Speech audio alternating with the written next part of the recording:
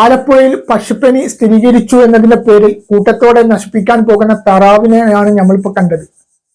ഇതിനകം 10,000-കണക്കിന് താറാവുകളെയാണ് ഒന്ന് കുഴിച്ചിട്ടത്. അതായത് പക്ഷിപ്പനി പടർന്ന് ഭീഷണിയാകുമെന്ന ആശങ്കയിലാണ് ഈ 10,000-കണക്കിന് താറാവുകളെ ഒന്നടക്കം കൊലപ്പെടുത്തി കുഴിച്ചിട്ടത്.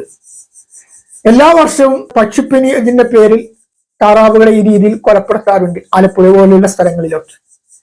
ഇവിടെ ഈ രീതിയിൽ കൂട്ടത്തോടെ ജീവികളെ കൊലപ്പെടുത്തുമ്പോഴും ഇതിനെതിരെ പ്രതികരിക്കാനോ ഇതിനെതിരെ പ്രതിഷേധിക്കാനോ ഇവിടെ ആരും കാണുന്നില്ല എന്നതാണ് ഏറ്റവും വലിയൊരു ദുഃഖകമായിട്ട് പറയാനുള്ളത്.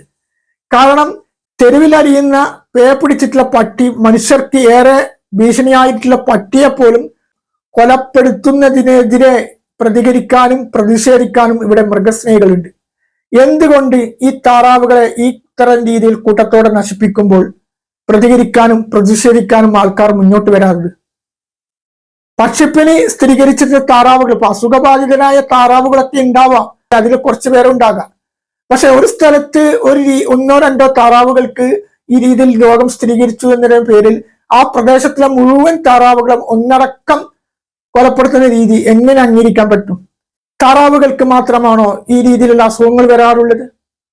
ഇപ്പൊ ദേശാടന പക്ഷികളിൽ നിന്നാണ് ഇത്തരം അസുഖങ്ങൾ എത്തിപ്പെടുന്നത് എന്നതാണ് ഇപ്പോൾ ആരോഗ്യ വിദഗ്ധന്മാർ പോലും പറയുന്നുണ്ട്.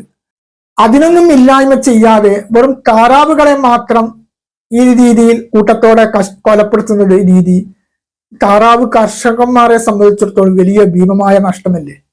അതുകൊണ്ട് തെരുവിലറിയുന്ന പേ പിടിച്ചിട്ടുള്ള നായ്ക്കളെ, പട്ടികളെയും കൊലപ്പെടുത്തുന്നതിരെ നിയമവും പ്രതിഷേധവും ഒക്കെയുള്ള നാട്ടിൽ ജീവജാലങ്ങളെയും കൊലപ്പെടുത്തുന്നതിനെതിരെയും പ്രതിഷേധങ്ങളും നിയമങ്ങളും കൊണ്ടുവരേണ്ടത് അത്യാവശ്യമാണ്.